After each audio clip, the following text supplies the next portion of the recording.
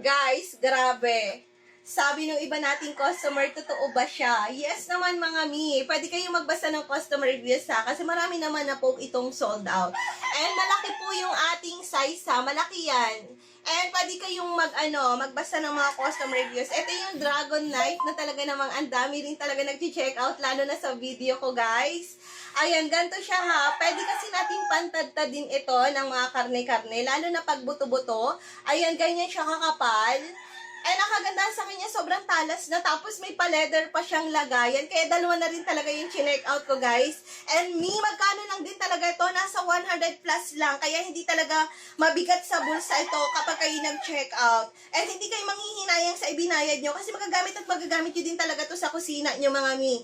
Ayan, perfect na perfect din siya pang regalo. Kasi mga mi, tingnan nyo naman, ang ganda ng pa-leather niya.